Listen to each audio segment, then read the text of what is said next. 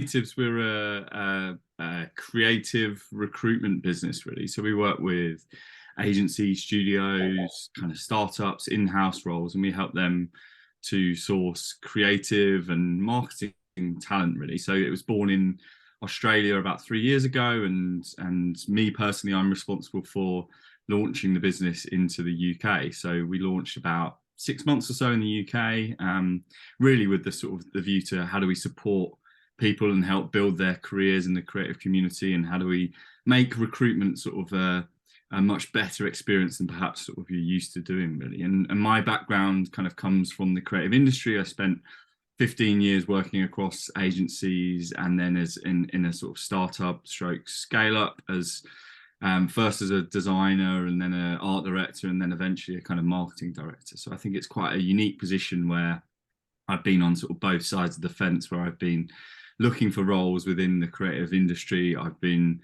building teams in the creative industry, and now I'm helping to sort of match those two things together. So yeah, hopefully, when it comes to sort of like progressing and furthering your creative career, hopefully there's things that I can kind of help with, really.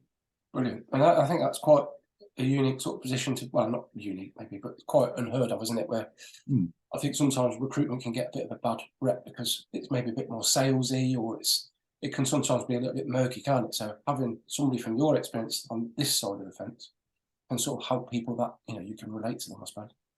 Yeah, exactly. And I've had some kind of some fantastic mentors along my journey, and the way I see it is that actually, how do we then act as support network for people that are trying to progress their careers, really? And I'm part of mentor programs, and I offer portfolio reviews and all sorts of things, really, just to try and help people out, because I know how difficult that journey can be, particularly in those kind of early stages. But I think there's different parts along that whole journey, really. So I know how hard people often get thrown into the deep end when it comes to leadership opportunities and stuff like that, right? If you're an excellent designer, how do you then become to that next level and be able to sort of manage a team and be able to kind of be a creative leader? And actually, sort of like, I think there's not enough support for those types of people, as well as the kind of people that are in the entry level that are just coming into the creative industry. Yeah, no, it's really refreshing to hear, to be fair. Before we get going, this session is really about the growth of people's careers. That's quite a broad brushstroke, to be fair. So we're going to try and sort of ask questions that I think that I would like to be answered. But obviously, it's really important for you guys that are tuning in to get what you want asked as well. If you've got anything specific, so please drop it into the live chat, and I can ask Will throughout on your behalf. Because I think, like I say, it's really, really important for you to get, if there's anything specific to your circumstances where you're at right now, whether it's related to moving roles or moving up the chain, or doing something different, please just add that in there, because it's really important to get. It's really important to me for you to get those points across. Something that I'm really keen to talk about, Will, is I've been through the junior, mid, senior, freelancer, business owner, blah blah blah, and I did it without any sort of real knowledge of from anyone really at that point. And it was all based upon really just feeling that I was at the right time. But that was all that sort of drove me to sort of take that leap. You sort of took an opportunity to sort of apply for a senior role, not knowing if you were at that level, but you just took a punt, and if it worked, it did. If it didn't, it didn't. But you never really got any feedback that was helpful to understand why it didn't work. Are there any, and I'm sure there's nothing set in stone, but are there anything that you advise people about when you think they're right to take those moves, whether it is junior to mid or senior to freelance or founder? Yeah, so, I guess the majority of businesses probably have slightly different criteria that they look at, kind of when it comes to if you want to get promoted from junior to mid to senior. But for me, there's kind of like there's things that I would personally be looking for, and I guess that it really sort of boils down to being a little bit more commercially sort of minded, perhaps. And I guess as you sort of progress through your career, you become a bit more aware of like the things that are going on within a agency or within a studio, within a business.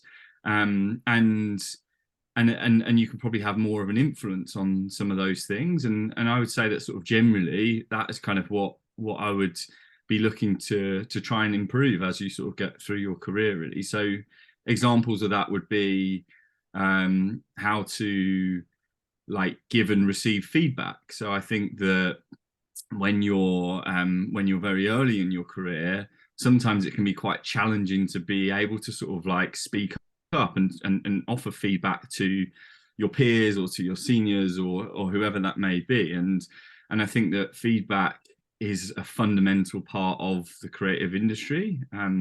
So the more comfortable you are with being able to give feedback to other people and also being able to sort of take on board feedback and actually sort of take a breath and go, okay, what is it that they're actually saying with this feedback? How do I sort of digest that? And how do I then sort of put that into action? And I actually think that, yeah, the more comfortable you are at something like giving and receiving feedback, the better you will sort of be able to progress through those levels. So I'd say that that's one kind of really big thing that I would be focusing on. I think that there's like how do you get comfortable with presenting your work to, whether that's to stakeholders, whether that's to clients, things like that. So there might be that looking at, okay, how can I articulate sort of the idea behind what I'm doing? Like, what is it? How do I then sort of present that in a way that sells the brief, that sells that kind of like solution to the brief, really? So I think that's another sort of really important thing, is kind of being able to present your work. And that's really difficult to do as a junior. I know that a lot of like universities will teach you to become comfortable with that, but when you go into that, there's nothing really that can kind of set you up for going into the work environment and actually sort of being kind of in front of people that are where the kind of your business really matters, right? So yeah, I'd say that presenting is really important as well. And I guess kind of like as you become more senior, I'd say that your network and your connections and your experiences become more important as well, right? So I think that's sometimes a bit under kind of utilized, really. But actually, like when you get more senior, say if you're using external people on a project, say if you're bringing in a freelance illustrator or if you're bringing in a freelance like art director or someone, you go, well, actually, I know so and so who worked with me at somewhere else, and they'll be fantastic for this type of brief. So almost having a kind of a network and a little black book of your own to be able to say, okay, how do we draw on that? And I think it's almost impossible to kind of have that when you're in those early stages. So it's like if you can kind of start to focus on that really early on in your career, actually that sort of means that sort of you'll accelerate when you get to that senior level, really. Yeah, I think network is so important, isn't it? I think it gets tarnished with a bit of a bad rep because of, like, other industries treat it, like a door-to-door salesman sort of mentality, or meeting in a cheap hotel at 6 a.m. to present, talk about yourself isn't everybody's cup of tea. But it doesn't have to necessarily be that model, does it? There's so, well, LinkedIn, for instance, is a fantastic resource, isn't it? But it still gets looked upon a little bit, frowned on, I think, in certain quarters. But I think maximising that and building that up, like you say, is you never know when you'll need it. Yeah, and I think building your virtual network, but also your kind of your in-person network, going to events and and introducing yourself to people, getting yourself out of your comfort zone and trying to sort of attend things, and then on the back of attending those things, make sure you're then connecting with people on LinkedIn and introducing yourself again and things like that, really. And actually, yeah, like you say, that's really undervalued, I think, and it's not really something that is taught. And actually that the more the bigger your network is as you progress through your career, the kind of the better position you are to kind of be able to sort of move up that ladder in terms of a career perspective. Yeah, and a word of mouth, and that's all of those sort of things. Being able to give people appraisal, and just because of just maybe more because you're a decent human, more than it is just about the work. If you've helped people out, or if you connect to others and you share and you collaborate and partner, it's it can be quite interesting, can't it, design, especially because of COVID, when working from home a lot more or working in isolated teams. I think just sort of having that network built on friendship or trust, or just being reliable. All these other sort of personal developments are really important, aren't they? Yeah, no, absolutely. And then and I think kind of one of the other things that I would say around kind of moving from that junior level upwards, it's around just really understanding how a studio interacts and works on a daily basis, really. Like you don't understand that when you first go into a role, and it's about, okay, like how do you interact with the creative team versus the client services teams? How do they interact? When does sort of clients come on board? Like how much time do I have on sort of certain briefs? How do I tackle briefs? Like how do you work with strategy teams? Like all these types of things are just things that you really kind of pick up over time and over experience, really. I think I'd anticipate, obviously everyone sort of is a bit different, but I'd say probably like entry level through to probably 3 years or so would be what you'd expect from a junior position, and then sort of probably 3 to 5 or 6 years maybe as a sort of midweight level, and then maybe kind of 5+ is senior before, and then sort of I'd say 10 years onwards you might be kind of hitting leadership levels, whether that's like it might kind of be creative director or design director or kind of anything along those routes, really. Yeah. And is there anything like you advise people to be aware of when they go up the ladder? I remember when I first came senior, I did very little design, managed a lot of people, and looked after very many demanding clients. And it sort of it was a lot of different pressures and stress points that I wasn't really aware of because, like I say, there was not that guidance when I started. Are there those sort of common areas that you sort of try and guide people on what to expect? Yeah, I mean, I think there's loads of stuff, really. I guess one really important thing that I would always mention is you don't always need to know the answers, right? So like I think there's an expectation when you become more senior that you're always right, that you know the answer to everything. And actually it's not really about that. It's just about how you can kind of facilitate and you understanding how processes work and things like that, really. So I guess when you're kind of as equipped to having the right answer as a junior as you are as a senior, really, and I think the seniors are just more inclined to be able to join the dots together a little bit more. So yeah, I think as you move up that ladder, don't really expect that you have to know all the right answers. Make sure that you're asking your teams the right questions, make sure that you're giving support to people, that you're encouraging them and offering feedback, and those types of things mean that often, yeah, you encourage the more junior members of the team to have the answers as opposed to you necessarily having it. So being, not necessarily thinking you have all the answers, being empathetic.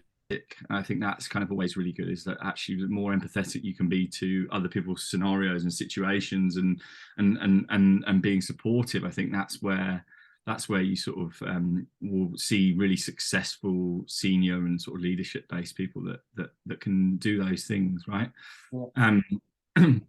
And exactly what you're saying, really, is that not necessarily, of being aware that you're not necessarily going to be working on the tools day in day out as you become more senior. And I think that's a challenging thing to take on board, is that actually the thing that got you to the position that you're in now, which is your great creativity, is perhaps kind of used in a different way. So rather than it being, I'm going to be using the Adobe suites or Figmas or whatever kind of day in, day out, it might be that actually your role is to take a step back, look at the bigger picture, be able to sort of like analyze and offer feedback and things like that, as opposed to necessarily being sort of sat in front of a screen on the tools all day in, day out. And it's about kind of learning to be a great leader as well, right, as you become more senior.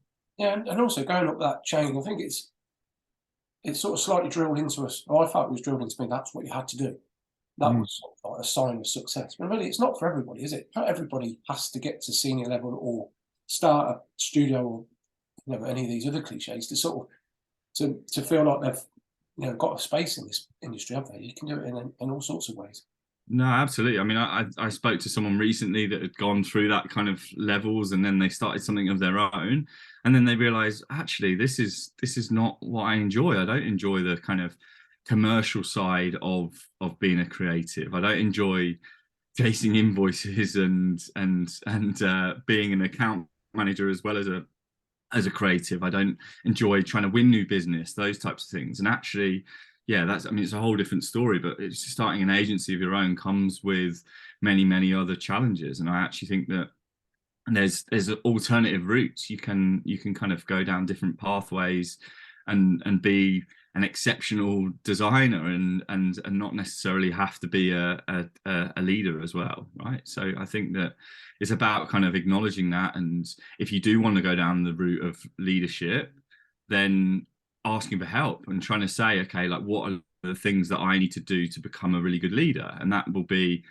might be sort of having mentors, taking on kind of mentors that are from a leadership position, and understanding what they did to become a great leader. It's about sort of like being able to reflect and do things like that, really. So yeah, I guess kind of, if you don't want it, you don't have to decide straight away, but as you move through that journey, being conscious of, okay, what is it that I do enjoy doing, and like where do I want to be sort of in a couple of years' time, and what are the things that I need to do to get there. But I think it's always about learning, consistently learning, and asking for help all the time, really. I know those things evolve, don't they? As we get older, I noticed that myself. When it got to a certain point, I didn't really want to be designing 9 to 5, Monday to Friday. Yeah. I quite like the idea of maybe helping a team or guiding a client through the process. You sort of, your perspective shifts, doesn't it? So it's, again, it's, I think maybe for younger people, there's a lot of pressure to sort of understand what they're going to do for the next 12 months, 24 months, 5 years, 10 years, so on and so forth. But a lot of the time, it's best just to play it as it comes, isn't it? Yeah, absolutely, play it as it comes. And I think like I couldn't have, if you just sat me down as a junior designer and said, can you predict your next 5 or 10 years, it would have been completely wrong. So I think like no one's really goes in a really linear pathway, or very few people go in a really linear, like sort of obvious pathway. So yeah, just kind of embrace what is in front of you, and try to just try to enjoy the journey. I think people try and look forward to the end result, more so than enjoying that kind of process of getting there, really. Yeah, I think enjoyment is to have fun. I wish I paid much more attention to that. It's so easy just to get so serious about all this sort of stuff. And I think external pressures, if you can sort of try and avoid some of those, then you can, make the most of it while it's going on, isn't it? Because it'll soon comes to an end. Yeah. I think, I mean, great creativity sort of comes from being relaxed and having fun and those types of things. So definitely kind of trying not to take yourself too seriously is great advice, for sure. And just moving on to more of the sort of recruitment where we're at right now with the industry. What is it, if people are looking to apply for a role, studios are now sort of really looking for, employers? Is there a certain approach to take? Is there certain portfolios that seem to just stand out, and candidates that are nailed on? Well, not nailed on, but that are popular because of their approach.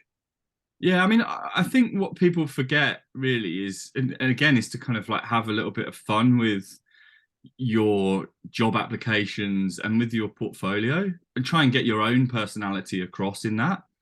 It's so often that everyone falls into a trap, and it's great that we've got these kind of off the shelf tools like your kind of Squarespaces and your Wix and your Adobe portfolios and things like that mean that it's kind of gives us kind of designers really easy access to kind of be able to create websites and things like that. But what it's kind of meant is that a lot of people just kind of create a templated off the shelf solution that doesn't have their own personality in it. And I think that one thing that I would always look for, and what is really something that stands out, is when you get your personality across. And that will be doing things like saying like what gets you excited about the design world, what gets you excited about the design process, and what type of client or agency do you want to work for. And actually it's kind of interesting, like that's sort of flipping it on its head to an extent, because when you're applying for a role, you always think that you're trying to impress the employee, right? But the employer, but actually it's just as important that they need to impress you and say, this is a kind of cool place to work. And I think that just being comfortable as a candidate to go, actually, this is what I don't want to work in this industry, or I don't want to work for a company that treats you like shit. And actually, like, I'm going to say that and be kind of quite honest about that in my CV or my portfolio, and say these are the things that I look for in a role as much. And I think that then what I look for as a recruiter is go, how do I match those two things together, right? So it's like, can I find a company a person that's got kind of really similar values and similar kind of ways of working and ways of thinking, and can we sort of match those two things together? And therefore, like, it's not all about kind of how you present your work, it's about how you present yourself. Yeah, and I think for far too long, a lot of creators, and I did this myself for years, you sort of just hide behind your portfolio or work. Yeah. And it's, you don't really want anybody to see who you really are. You know, they might not like you. You know, that idea of it's now, I think, a bit more of a reverse. If it was the other way around and I was looking to employ somebody, I much prefer somebody that sort of embraces the culture and the approach that we have to whatever that might be, as opposed to it just being another series of case study slides. Now, obviously, showing the work is important because you need to know how to show your skill. But I think there's a lot to be said, isn't there, for really, from a personal perspective, letting people into your world, and you've just touched on that. But it seems to be something that I think more and more, with such a crowded and noisy industry, you know, there's so much online. Virtually all the work looks great to me. And I see tons of it, think, I just love all of it. So how do you then decipher who's going to be somebody that you put into your business or team? And you need to know much more about the people, don't we? So I think opening up a lot more it's difficult, but it's really worthwhile. Yeah, I mean, I've seen people that use kind of like Notion templates, and they put things like, here's the top 10 things that I am looking for from an employer, or here's the top things that get me excited about kind of coming to work every day. And it's like, oh, actually, like, you look at that and you go, okay, that I'm really interested in sort of understanding that about you, as well as kind of having a little look at your work. And I think that, yeah, that would be sort of my advice, to try and get as much of those types of things across as possible. And then when it comes to the work, just trying to keep it simple, really. You don't need to have 20, 30 projects and case studies. Like, you can easily have 5 and it'd be more than enough. And dependent on what role you're looking for, like if you're in a more a sort of process, longer kind of process case study, like a UI UX type sort of journey, actually you might only show 2 or 3. And I've seen people that are at senior levels that only show 2 or 3 projects, and they show them really well. So it's more about kind of trying to get a snippet of your process and ways of working, and then and a snippet of your personality across at the same time. Yeah, no, I couldn't agree more. Earlier on, you mentioned about accepting feedback and presenting work. Are they things that you'd encourage people to do with their employer, to ask them to sort of gauge where they're at certain stages of their journey with that business?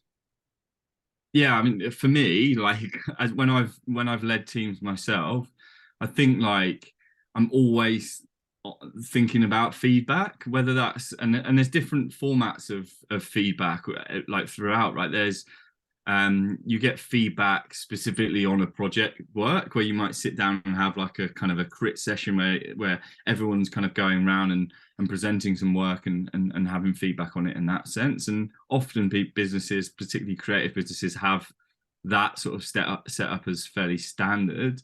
But then I'd say there's feedback on a one-to-one manner, which is like sitting down with your senior, your line manager, and going, actually, can you give me feedback on kind of on my progression, right? And it's sort of a bit of a longer term one-to-one feedback, where you're saying,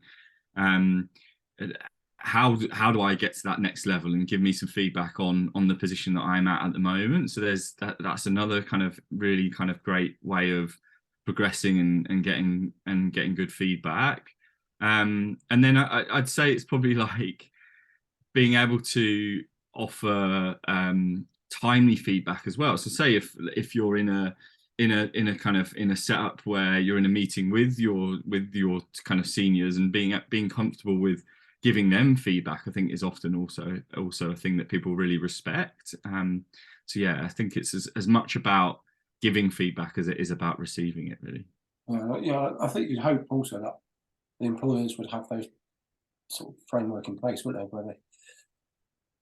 Whether it's based on a certain amount of time, or whether it's a project by project basis, it's really beneficial for everybody, isn't it, to sort of be clear and motivate the teams, as well as just to sort of have that as a business model. It's always something good to encourage, I think, because it's easy to sort of forget about it, isn't it? Time goes so fast that you sometimes could be a year or 2 before you've had any anybody's spoken to you about, how things are going internally. And I think those internal cultures are now more important than ever, aren't they?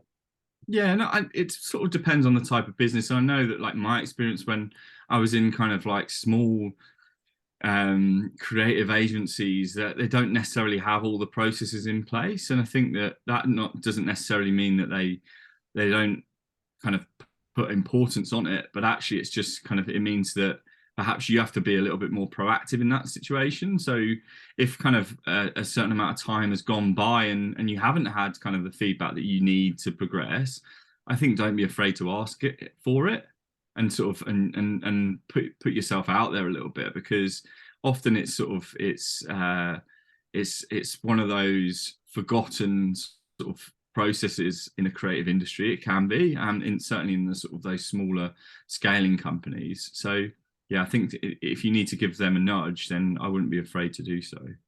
And how would you recommend people go about conversations like that? Because it's really difficult, isn't it? Talking about pay, for instance, or moving up the ladder, because sometimes if you're within a business, you might get overlooked, advertising for a position you think you could take. Is it best just to sort of try and positively approach these things as opposed to kicking down doors?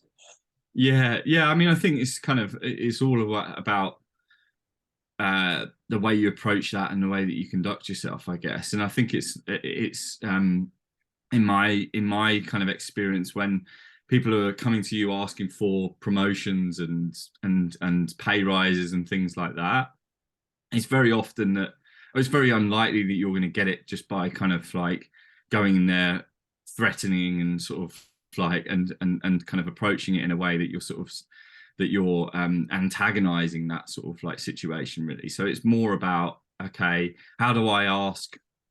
You can still be direct without being antagonizing, and I think it's about sort of saying, okay, I've been here for, it's just kind of like laying out the kind of situation, really saying, okay, I've been here for 3 years now. I feel like I've kind of the conversations that we've had in that 3 years are that I needed to do X, Y, and Z to show to show progression. Here's some kind of examples of me doing that X, Y, and Z. Here's some kind of like literal examples of it. And therefore, like I think that because of that, like I think I would deserve to move to the next level, or to sort of to have an increase in my salary. Like, what do you think? And actually, do you think there's anything else that I need to do to sort of get to that level? And I think it's a kind of around having some specific examples and just being kind of vocal about it, and trying to and have it as a conversation, as opposed to a threat or a kind of a kind of antagonizing situation. I think often people wait too long to have that conversation, right? Because they're nervous about having it. And actually it's more about sort of saying, like, preempting it and saying, well, actually, I feel that I'm here at this level. What do I need to do to get to that level? And therefore, like, how can I show you that I am already at that level? Versus waiting until you're ready to leave, or you're so fed up with the situation that it becomes like a much more tricky conversation if you're already upset with the business that you're working for, or if you already kind of feel that you're undervalued or things like that. So it's often it's kind of out of your manager's hands as well, really. So it's about sort of trying to engage in those conversations as early as you possibly can, to mean that, to know that you're kind of thinking about those. So your managers know that you're kind of thinking about those things already.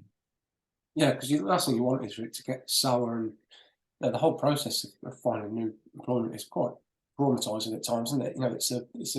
It can be, it can be all consuming. So if you can sort of be transparent at the start, or at least approach those sort of conversations positively, that's a good thing for everybody, isn't it? So, are there any sort of common issues that you see in recent times that candidates maybe get wrong? Whether that's from an application or portfolio, or just their approach to the whole process. I would say that thinking that you need to, particularly at a junior level or entry level, thinking that you need to apply for hundreds or thousands of roles before you kind of get accepted at somewhere. And I know that, like, it is it's a really difficult climate at the moment, and a lot of roles have many applicants, like hundreds of applicants often. So I guess what I often see is people then going, okay, if I'm in a pool of 100 people, then I hedge my bets by applying for 100 roles, and then therefore, like, if I get kind of anywhere out of those 100, then that's great. And I think often that can be quite demoralizing. So if you don't get accepted on hundreds of roles, then you think, well, actually, maybe this is not the kind of right industry for me. So, I mean, what I would advise kind of perhaps to have a look at instead would be to be a bit more specific on like the roles that you're applying for.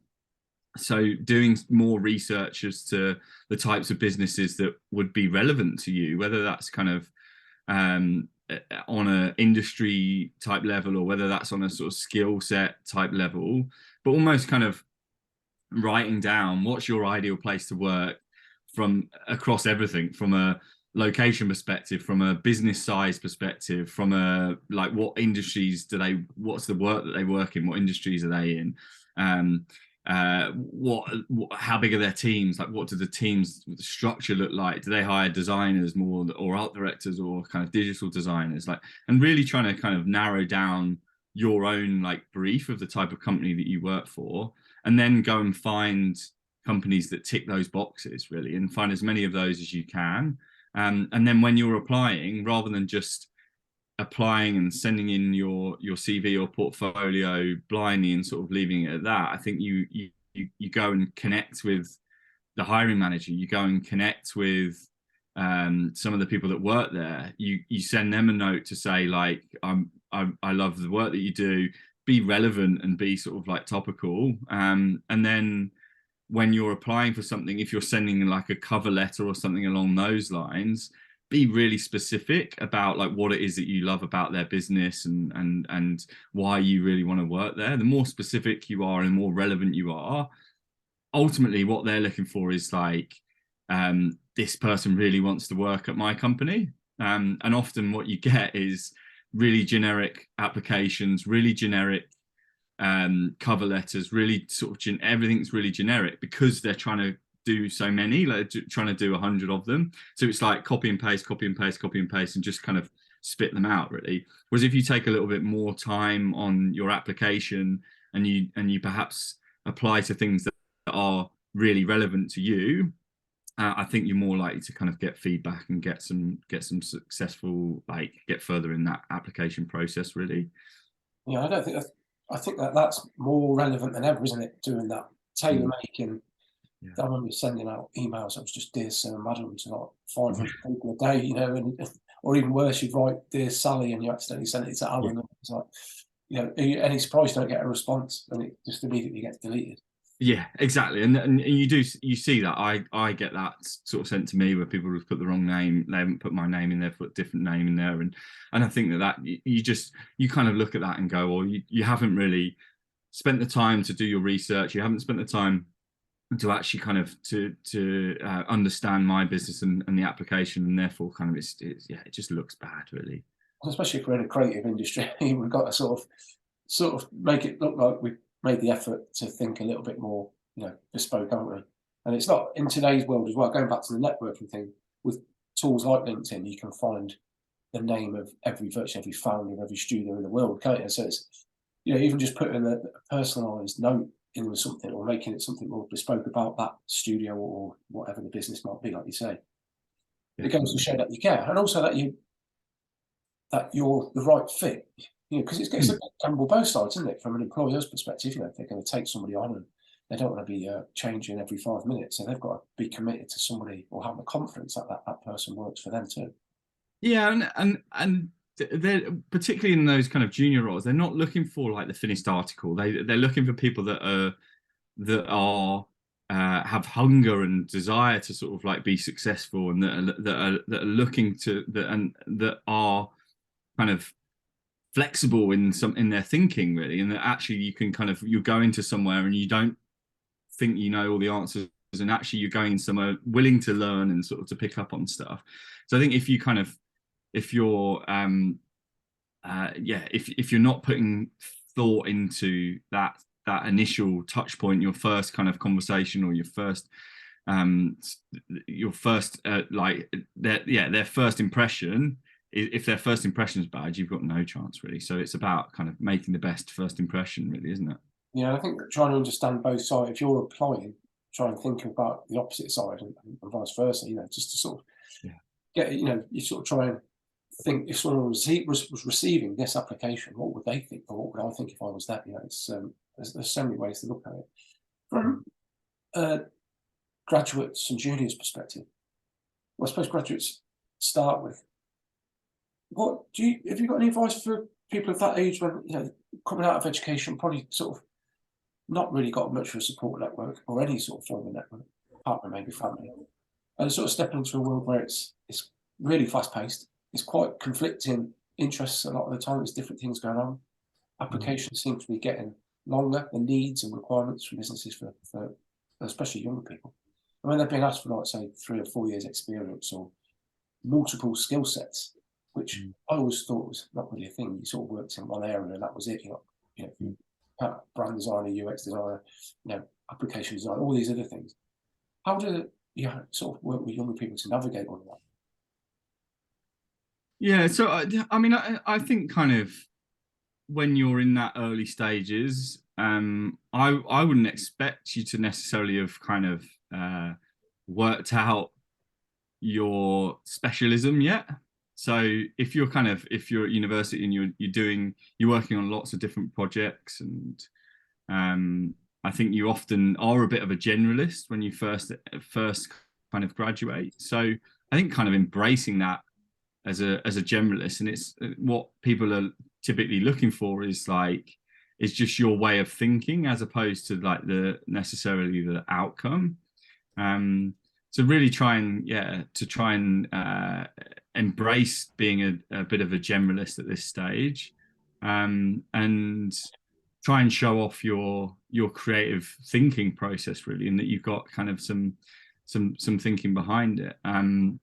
But yeah, I think that in terms of the kind of the trickiness of kind of how of what people are expecting from an experience perspective, and also how kind of grueling that interview process or the interview processes can be. I think it's more about trying to stay resilient as much as you possibly can. It's like you've got to remember that you're always going to be rejected for more jobs than you receive. Really, most people will be in that situation. So try and not get too kind of down on it if you do get rejected from something. And again, so I go back to just being a bit more specific on where you apply for, really, and thinking, okay, like if someone sets you a creative task and you really sort of like look at it and you say to yourself, I wouldn't actually enjoy this job if I was doing it anyway, then maybe you shouldn't be doing that creative task, and sort of saying, well, actually, I'm willing to do a creative task for businesses that I'm really passionate about, right? But not necessarily just kind of throwing anything at the wall and seeing if it sticks, really. Yeah. These sort of talks always end up uncovering more questions than answers, and many, really. It's so in depth, isn't it? And something that I don't think we give enough time to, really, the recruitment sort of side of things. It's generally about the work, isn't it? From your perspective, is the industry in a really healthy place, do you think? In terms of hiring talent. Yeah, well, the jobs market, the way that it's employers are what they're asking for, and vice versa, the candidates that you get. Is it, from what the little I sort of see of it, because I don't really dive into it too often, it seems very, very manic, noisy. There's a lot of people trying to apply for not many roles. Is that sort of a bit of a skewed view? No, I think it is relatively accurate. I'd say that actually, maybe over COVID, there was a bit more of a kind of a bias towards candidates, in that candidates were like decent candidates could almost kind of take their pick on sort of certain roles. But I think that that's probably shifted a little bit back towards the other way, which it was kind of probably pre-COVID, which is that actually there are a lot more applicants applying for certain roles than there are jobs available. And I think that I'm trying my best to work with clients and to encourage clients to tighten up their recruitment policies and processes, really, and try and make sure that, well, actually, how do we do things like, how do we remove bias from that process? And actually, that there's some of the clients that I work with that actually don't, they have kind of blind applications where you can apply without kind of your portfolio to begin with, where you're just answering a series of kind of preset questions. So they all analyze before even kind of seeing your CV or portfolio, to try and remove some kind of bias out of that situation. I'm trying to work with clients to make sure that their interview process is really slick. So like, rather than having 4 or 5 like points of kind of interviews during that process for junior roles, like, can't we do that in 1 or 2 or sort of max, really? And if we need to do interview kind of creative tasks, then how do we make those like as minimal kind of effort as possible for those kind of candidates that are doing it, being aware that they might have kind of had to do 3 or 4 or 5 of these to sort of, in order to get a role. So is it actually necessary, and trying to define what the point is in having creative tasks during the interview process. So really, for me, it's about, how do you make it less chaotic than like what you're saying, and try and work with clients to tighten up those processes when it comes to recruitment. And ultimately, it benefits everyone, right?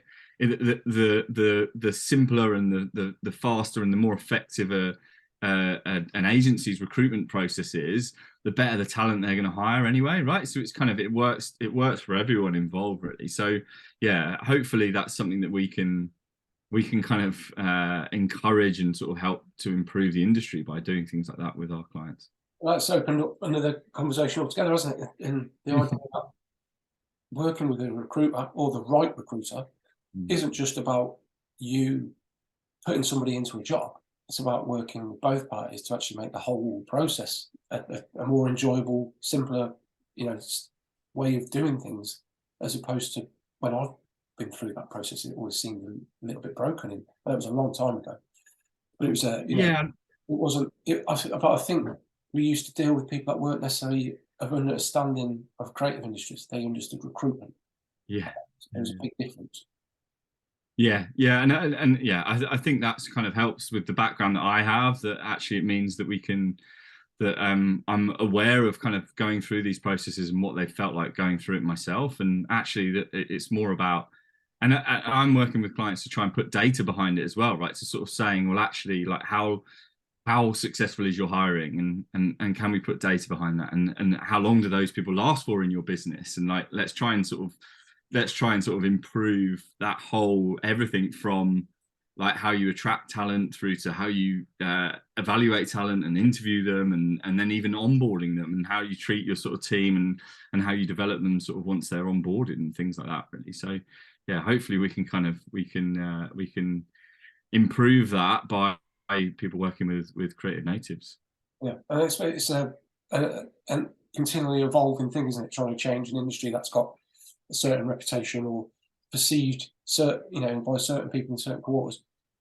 That's just something that I suppose you just got to commit to, endlessly, haven't you, really? Yeah, exactly. We have like a service agreement that we get our clients will sign a service agreement, which means that they will agree at the beginning of working with us that they will give all the candidates feedback whenever they interview someone. It's like, actually, kind of, how many people have interviewed somewhere and then like not been given any feedback? It's like, how frustrating is that? So it's kind of like getting people to sign up to working with us and mean that they're going to be held accountable to some of these types of things is what we're trying to do. Yeah, and Teresa's just asked a question about, does it make sense to apply to roles through LinkedIn job posting, seeing but there are so many applicants? And what are the ways, or interesting ways and places, to find interesting job postings? Well, I presume that'd be on your website, wouldn't Yeah, so I think speaking to a recruiter, so often that can open doors prior to the jobs becoming live, like on LinkedIn or on a jobs board. I think that's definitely a way of doing it. Is talking to recruiters, having that conversation, building a relationship with them. Then means that actually then they'll bear you in mind when roles start to come in, and actually it's like, okay, I'll think of this person first. So yeah, I would definitely say that. Trying to sort of talk to recruiters is a good way of doing it. And then also just trying to build your network, as I mentioned, really. And it's like, actually, if you can kind of connect with people on LinkedIn, and then once you're connected with them, they're within your sort of like, they're within your feed, your sort of, and actually when you start to, if you start to produce content of your own as well, if you start to kind of present your work online, or just give some of your opinions or your thoughts on things, or talk about your journey of trying to find a role, you can do things like that. People will actually read it, and it sort of helps you stand out. So actually, I think sometimes that networking can result in finding roles. So yeah, I'd encourage networking, speak to a recruiter. They're definitely kind of other ways of doing it rather than just applying on LinkedIn. Serena's got one here about, do you have any recommendations on ways to approach agencies? I think we touched upon this about portfolios, but a snapshot of work, i.e. 10-page folio, and then send a bigger one, including more design thinking if they're interested in seeing more. Yeah, so I'd just be really mindful that often they are seeing like quite a large volume of people's work. So it's about how do you give a snapshot where they can understand a few things about your personality, what it's like to work with you, and your sort of skills in terms of working. So I would yeah, I would try and keep it as concise as you possibly can. Some people have like little teaser GIFs or videos in their portfolio, which I always think are really exciting. But yeah, don't sort of overdo it really. And then when it comes to the point a little bit further down the line, I'd probably have a bespoke portfolio for the company that you're talking to. So if you go into an interview process, I'd present a bit more of a bespoke version of your portfolio to them. So that would be like, say, you might have, like, often people have a much larger portfolio, and then they trim things out when it's not relevant, and sort of, and then present the kind of the things that are relevant. So yeah, I'd have a think about some of those things, but it's all about relevancy to those businesses as much as possible. Brilliant, super. Well, I'm conscious of time. Again, that's another 45 minutes. That's flown by. For anybody that wants to find out more about you guys or maybe carry on the conversation, where's the best place to go, Will? Yeah, so I'd either LinkedIn, so just get in touch with me on LinkedIn, which is, my name is Will Benton Diggins. You'll be able to find me on LinkedIn, or you can email me at will@creativenatives.uk. And yeah, just it'd be great to sort of to connect with people and see if I can help anyone out really. So yeah, just yeah, LinkedIn's probably the kind of the most straightforward one, but feel free to drop me an email